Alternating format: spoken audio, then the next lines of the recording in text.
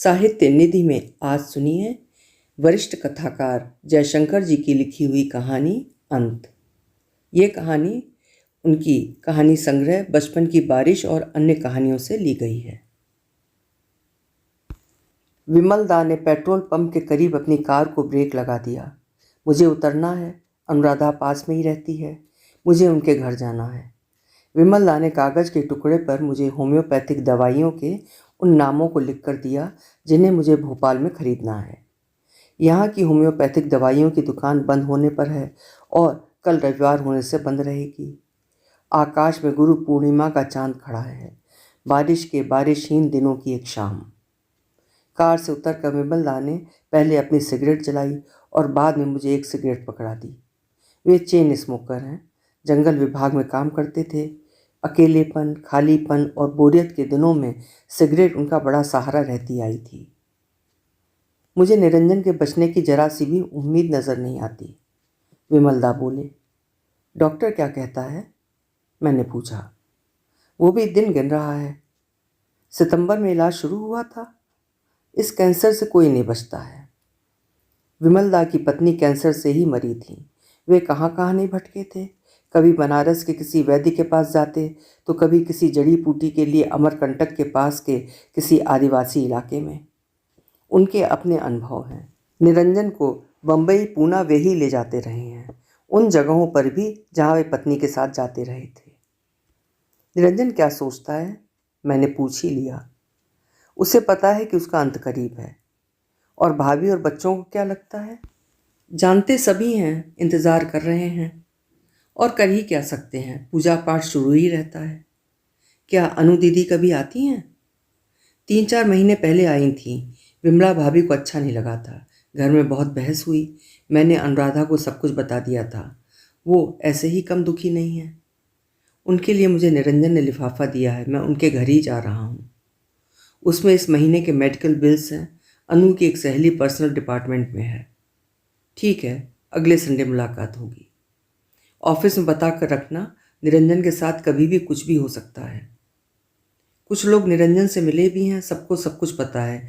कल शायद अम्मा भी निरंजन से मिलेंगी। विमल दा ने अपनी कार स्टार्ट की और मैं नील बाग की तरफ बढ़ने लगा। आषाढ़ी पूर्णिमा का चांद चमक रहा था। बरसों पहले मैं निरंजन के साथ नर्मदा के किनारे के जंगल विभाग के डाक बंगले में रुका था, मांडू के करीब, शायद धार में। हम दोनों देर रात तक बियर पीते रहे थे। निरंजन किसी तुर्की कवि की कविताएं सुनाता रहा था। उन बरसों में उस पर तरह तरह की कविताएं पढ़ने और सुनाने का नशा सा छाया रहा। तभी उसकी जान पहचान अनुराधा से हुई थी। अनु दीदी मराठी में कविताएं लिखा करती थीं और उनकी एक किताब प्रकाशित भी हुई थी और प्रसिद्ध भी। अनु दीदी भी उन फिल्मों को देखने के लिए सुबह सुबह रीजेंट थिएटर में आती रही थीं, जिन्हें हमारे शहर की फिल्म सोसाइटी दिखाती थी। फ्रेंच न्यू वेव की कुछ प्रसिद्ध फिल्में। हम लोगों को त्रुफो और रोमर की फिल्में ही दिलचस्प लगती रही थीं। फिल्म के बाद हम तीनों ही अपने अपने दफ्तरों की तरफ बढ़ते थे। निरंजन और अनु दीदी शहर के प्रमुख डाकघर के लिए और मैं सदर स्थित इनकम टैक्स ऑफिस की तरफ। रविवार का दिन रहता तो कभी कभार रीजेंट थिएटर की कैंटीन में हमारा नाश्ता करना होता, अनु दीदी की कविताएं सुनना भी। कभी कभार निरंजन भी किसी देशी विदेशी कवि की कविताएं सुनाया करता था। उससे मीर को सुनने की मुझे अच्छी सी याद है। वे दिन पिछली शताब्दी के ढलने के दिन थे, शताब्दी के आखिरी बरस की सर्दियों के दिन। हर वीकेंड पर फ्रेंच फिल्मों का प्रदर्शन होता रहता। मुझे लगता है कि उन दिनों में ही निरंजन और अनु दीदी की मित्रता बढ़ने लगी थी। निरंजन की बिटिया 10 बरस की रही होगी और अनु दीदी अपने तलाक के बाद से अपनी माँ के साथ रहने लगी थी। उनकी भी 8-9 बरस की बेटी थी। आज 8-9 बरसों के बाद उन दिनों की यादें एक साथ कितनी करीब सी जान पड़ रही हैं और कितनी दूर भी। अतीत की आवाज़ें होती ही ऐसी हैं। हमारे अतीत में कोई जादुई तत्व छिपा रहता होगा। अपने अतीत में उतरना होता है तो पता नहीं क्यों और कैसे अपनी ज़िंदगी इतनी नीरस, बेतरतीब और एकरस नहीं महसूस होती है जितनी वो अतीत के अभाव में, वर्तमान के साए में महसूस होती रहती है। अतीत के अंधेरे इलाकों में भी प्रकाश झरता हुआ नजर आता है। मैं जिन दिनों में अतीत की जिन सुबहों में लौट रहा हूँ उन दिनों में ही तो बाबू की याददाश्त जाने की शुरुआत हुई थी, बाद में उनके संसार से जाने की शुरुआत भी। वे क्रिसमस की रात में गुजरे थे, क्रिसमस के दिनों की सर्दियों और रोशनियों के बीच। मैंने 2 बार अनु दीदी के घर की बेल बजाई। कोई बाहर नहीं निकला, ना कोई आहट मिली, ना कोई संकेत लौटा। मैंने ये सोचा ही था कि लिफाफे को दरवाजे के नीचे की जगह से भीतर डाल दूं कि रोशनी की कुछ लकीरें कुछ बाहर निकल आईं। एक किशोरी ने दरवाज़ा खोला था। मुझे बिठाकर उस किशोरी ने मेरे सामने छोटी सी ट्रे में पानी का गिलास रखा है। वो छत्तीसगढ़ी नज़र आती है। गिलास के करीब मराठी और अंग्रेजी की पत्रिकाएं हैं। मराठी की पत्रिका के कवर पर पंढरपुर की यात्रा और यात्रियों की तस्वीर। अनु दीदी बाहर निकली तो अपने बिखरे बिखरे उलझे बालों को समेटते हुए। बिना चश्मे के उनका सांवला चेहरा, उनको क्रिसमस के दिनों में देखा था, अब जुलाई खत्म हो रहा है। उनके चेहरे पर थकान है, बढ़ती उम्र की सलवटें और छायाएं, बीमारियों और बुढ़ापे से घिरता जाता उदास चेहरा। ऑफिस से लौटकर लेट हो गई थी, समय का पता ही नहीं चला। थकान होगी, मैं आया भी तो 8 बजे। कल रात आई की तबीयत ठीक नहीं थी, मैं भी ठीक से नहीं सो पाई। अब कैसी है? कूल्हे की हड्डी टूट गई थी, ऑपरेशन करवाया है। उनकी याददाश्त भी बहुत ख़राब हो चुकी है। और आपकी बेटी क्या कर रही है? मेरी छोटी बहन के पास रायपुर में है। आप अकेले मैनेज कर लेती हैं? बहन ने इसे भिजवाया है, सांवली नाम है इसका। आई की देखभाल कर लेती है, जमुना खाना बना देती है, और मंदा बाई से तो आप मिले ही हो, उससे भी मदद मिल जाती है। निरंजन ने लिफाफा भिजवाया है, मुझे बताया था मेडिकल बिल्स हैं, ऑफिस में देने हैं। चाय बनवाती हूँ। दोपहर से निरंजन के घर पर था, विमल दा भी वहीं थे, 2-3 बार चाय पी है। आपको क्या लगता है? दीदी पूछ रही हैं। किस बारे में? मैंने चौंक कर पूछा। निरंजन की ये लंबी बीमारी कहाँ पहुँच गई है? विमल दा बहुत निराश जान पड़ते हैं। निराशाएं ही हैं, डर सा बना रहता है। आप क्या सोचते हैं? मुझे भी कोई उम्मीद नहीं नज़र आती। आप कब मिली थी? बहुत दिन हो गए, सर्दियों में एक बार गई थी, घर में कुछ हुआ होगा। विमल दा ने जाने से मना कर दिया था। जब तब फ़ोन कर लेती हूँ। दोस्तों से निरंजन को तसल्ली रहती है। जानती हूँ, लेकिन भाभी को मेरा आना अच्छा नहीं लगता है। निरंजन का तनाव बढ़ जाता है, वो घर से वैसे ही बहुत परेशान रहता है। उनको तो मेरा भी देर देर तक बैठे रहना जचता नहीं है। भाभी चिड़चिड़ी होती जा रही हैं। आपकी बात दूसरी है, उनको लगता है कि मेरे जाने से निरंजन को बदनामी मिलेगी। धीरे धीरे हमारी बातचीत एक अंधेरी जगह, तनावपूर्ण इलाके की तरफ बढ़ रही थी। मुझे वहाँ से उठ जाना ही बेहतर जान पड़ा। उस बातचीत से दीदी की थकान को बढ़ाना ही था। मैं कुर्सी से उठ गया।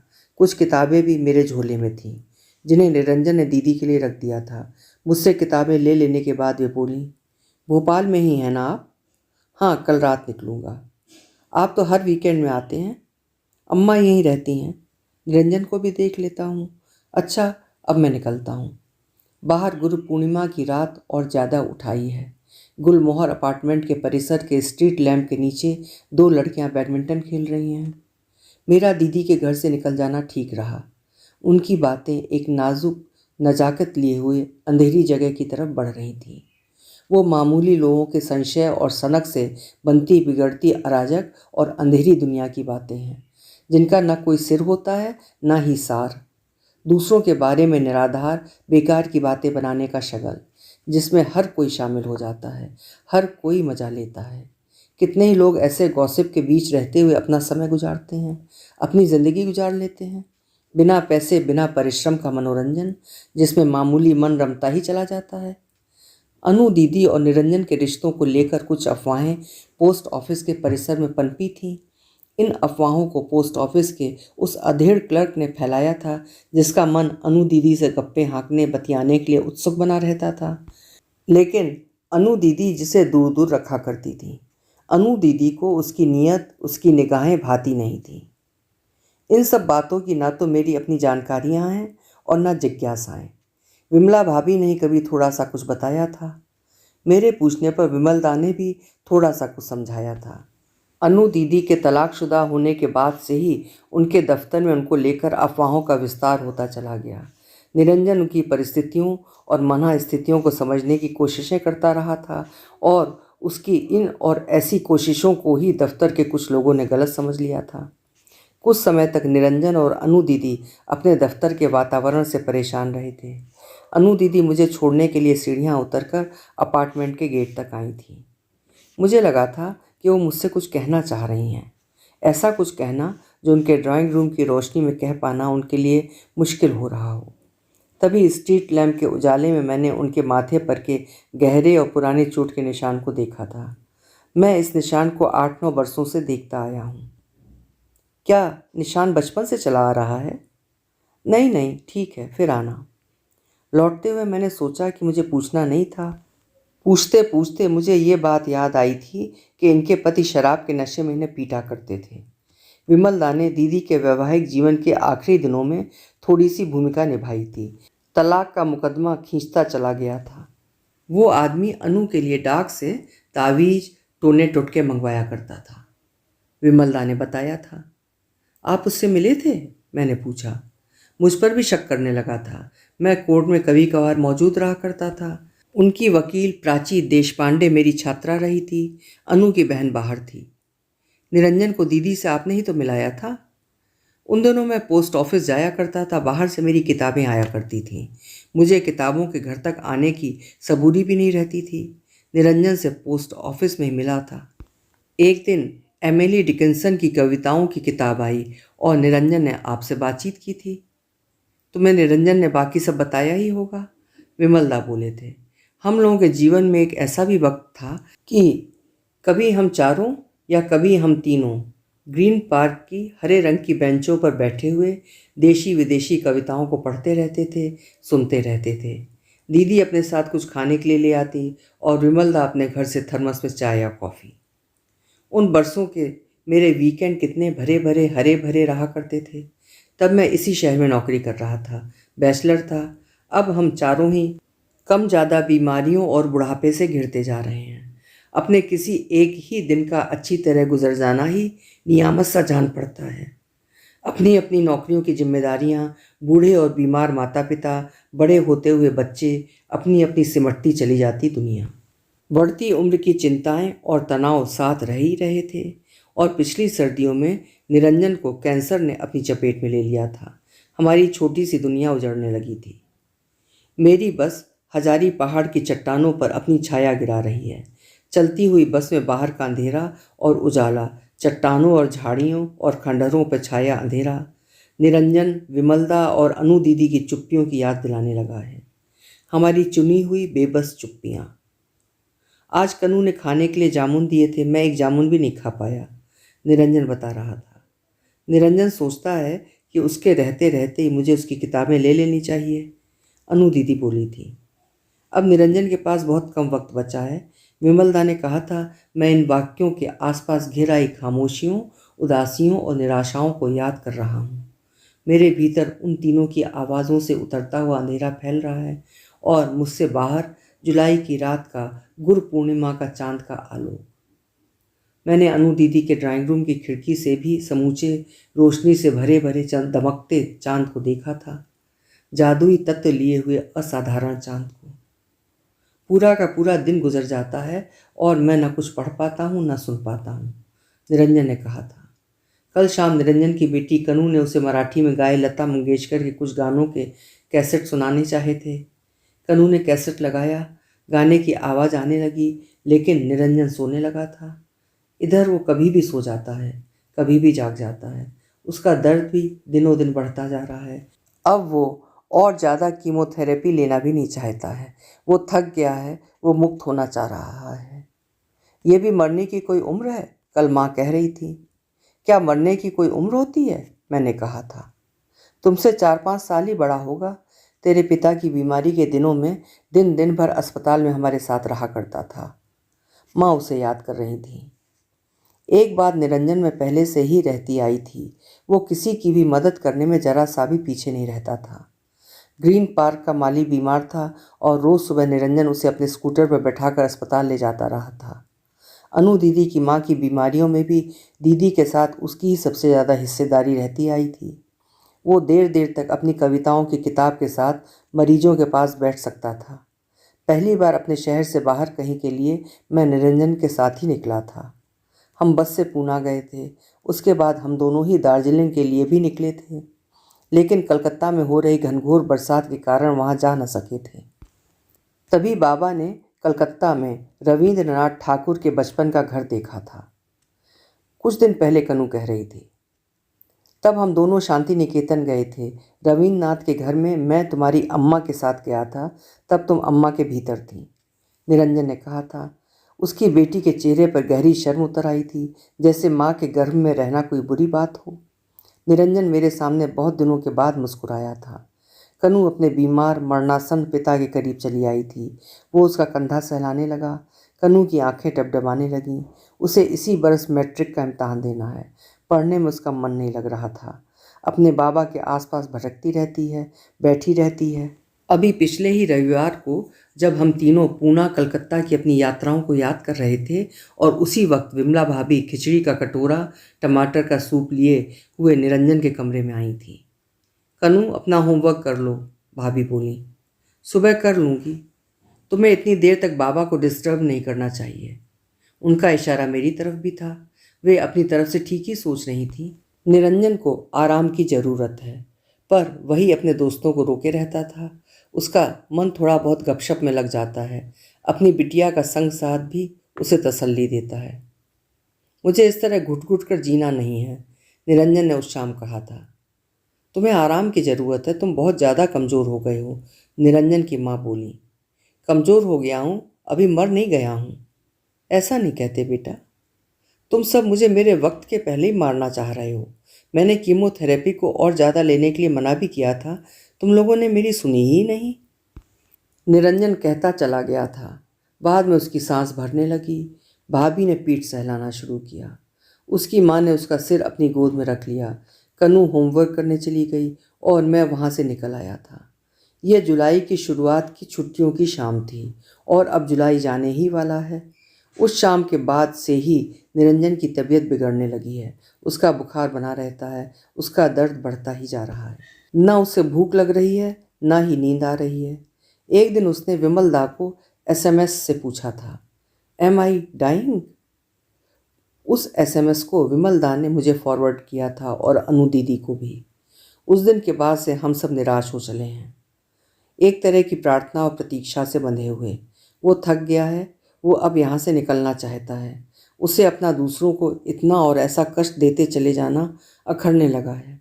वो किसी भी दिन जा सकता है। डॉक्टर अब बचे हुए चंद दिनों की बात करने लगा है। आदमी का जीना, आदमी का जीवन इस तरह अपने अंत की तरफ लौटता है। जुलाई के महीने की रिमझिम बारिश होती रहती है। लैंप पोस्ट से झरता उजाला फीका फीका सा जान पड़ता है। एक डॉक्टर दर्द कम करने के लिए इंजेक्शन देने के लिए मरीज की तरफ बढ़ता है और अपने काम के बाद चुपचाप उस घर की सीढ़ियां उतरने लगता है। घर के भीतर सब तरफ शांति ही शांति है और घर के बाहर बारिश की आवाज़ें। कल मैं भी तेरे साथ निरंजन के घर चलूँगी, माँ कहती हैं। ठीक है, हम दोपहर को चलेंगे। मैं एक रोटी खाकर ही उठ गया हूँ। अम्मा समझ गई, चुपचाप दो बची हुई रोटियों को डिब्बे में रखने लगी। अम्मा ने हम दोनों का संग साथ देखा है। वो जानती है कि निरंजन के होने का मेरे लिए क्या अर्थ रहता आया है। मैं उसके न रहने के बाद की अपनी ज़िंदगी को लेकर व्याकुल बना हुआ हूँ। उसके जाने के बाद मैं अम्मा को भोपाल में ही रखूँगा। कम से कम कुछ दिनों तक इस शहर में आने और निरंजन के न होने के विषाद और खालीपन को टाल सकूँगा। बाहर बारिश के दिनों की रिमझिम है। अम्मा बर्तन धो रही है। सिंक का नल शुरू है। निरंजन सोने की कोशिश कर रहा होगा।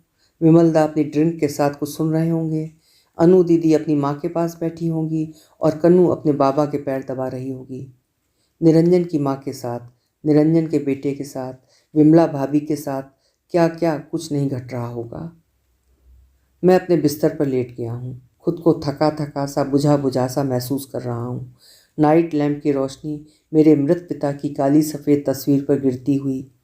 वे 52 बरस की उम्र में चल बसे थे। मैं 54 का हो रहा हूँ। एक दिन आएगा जब मेरे सामने भी, मेरे करीब भी मेरी मृत्यु खड़े रहना शुरू करेगी और शायद मुझे उसके करीब होने की खबर रह भी सकती है, नहीं भी रह सकती है। मेरे साथ भी वक्त आने पर वही सब कुछ घटेगा जो निरंजन के साथ इन दिनों में घट रहा है। अंततः एक ना एक दिन हम सबके पास हमारी मृत्यु वैसे ही आती है जैसे एक दिन हम सभी के पास अपना अपना जीवन आया था। हमारे लिए न जीवन से छुटकारा है और न मृत्यु से। हम सारा जीवन दोनों से ही घिरे रहते हैं। मेरे भीतर नींद की जगह जीने और मरने से जुड़ी बातें लौट रही हैं। एक छिपकली पिता की तस्वीर के आसपास घूमते कीड़ों को अपना शिकार बना रही है। गिरजे की घंटी ने 11 बजाए हैं। अम्मा सो चुकी होगी। सोने से पहले अम्मा ने मेरे साथ निरंजन के घर जाने की बात को सोचा होगा। ये ठीक ही रहेगा कि अम्मा निरंजन को जीवित रहते हुए ही देख लें। पता नहीं निरंजन के मृत चेहरे को देख पाना अम्मा के लिए कितना ज़्यादा कष्टप्रद, कितना ज़्यादा असहनीय रहेगा। अम्मा उसे बरसों से देखती आई हैं। निरंजन के समूचे घर में रात का अंधेरा उतर आया होगा। अंधेरा, दुख और पीड़ा लिए हुए निरंजन की रात। कभी निरंजन ने ही किसी रूसी कवि की इन पंक्तियों को पढ़कर सुनाया था। In this world of ours we are mortal. मैं उस कवि का नाम भूल रहा हूँ, बस इतना भर याद है कि उस कवि ने छोटी उम्र में ही आत्महत्या की थी। कल निरंजन से उस कवि का नाम जानना चाहूँगा। इस छोटी सी आशा के साथ मैं नींद की नदी में उतरना शुरू कर रहा हूँ। नींद की नीली नदी में जो हम सबको मुक्त करती है, हम सबको क्षमा कर देती है, हमारे पाप, हमारी असफलताओं को भुला देती है। मैं नींद की नदी के किनारे ही खड़ा हूँ। कहीं दूर से टूटती बिखरती एक धुन आ रही है। बांसुरी, संतूर और गिटार से बनती हुई कोई धुन जो जुलाई की रात के उजाले अंधेरे को पार करती हुई मेरी तरफ बढ़ रही है, मेरे भीतर उतर रही है। न जाने कहाँ से, कब की बम्बई में घटी एक शाम की याद आने लगी है। मैं फ्लोरा फाउंटेन के करीब के फुटपाथ से गुजर रहा हूँ। बारिश के बाद का वक्त होगा। फेंस के आसपास 4-5 बिल्लियाँ खड़ी थीं और एक बूढ़ी औरत बारी बारी से उन बिल्लियों को सहला रही थी। उस बूढ़ी स्त्री का सहलाता हुआ कमज़ोर बीमार हाथ मुझे निरंजन के जर्जर होते उस हाथ के करीब ले जा रहा है जो एक शाम उसकी बेटी कन्नू के बालों पर घूमता भटकता रहा था। कुछ बरसों के बाद जब निरंजन की बेटी बड़ी हो चुकी होगी, किसी दिन किसी जगह पर बरबस ही उसे अपने बाबा की याद घेरने लगेगी। तब जुलाई के ये दिन कन्नू की स्मृतियों के दिन होंगे। मानवीय जीवन इस सृष्टि से चला जरूर जाता है, किंतु वही जीवन किसी और के जीवन में, किसी और की याद में बना बसा रहता है। तब क्या मानवीय जीवन का कोई अंतिम अंत होता ही नहीं है? पहले के दिनों जैसे दिन होते, निरंजन गंभीर रूप से बीमार नहीं होता, तो हम दोनों ने जीवन के अंत को लेकर, अंत की जटिलता और जादू के बारे में कितनी कितनी बातें की होती। इन सब के बारे में मैंने उससे कुछ कहा होता, मैंने उसको कुछ सुनाया होता। अब मैं नींद के बहुत ज़्यादा नज़दीक हूँ और मेरे करीब है नर्मदा के किनारे का एक गांव। वहाँ खड़ा हुआ अमलतास का पेड़, उस पर गिरती हुई बारिश और उसके नीचे बारिश से बचने की कोशिश करता हुआ निरंजन का बरसों पुराना और युवा चेहरा। निरंजन के भरे पूरे हंसते खेलते जीवन का चेहरा जो धीरे धीरे अपने अंत की तरफ बढ़ रहा है, इस सृष्टि से विदा ले रहा है और शायद वहीं जा रहा है जहाँ से वो कभी इस सृष्टि में आया होगा, इस सृष्टि में उतरा होगा। अभी आप सुन रहे थे जयशंकर जी की लिखी हुई कहानी अंत।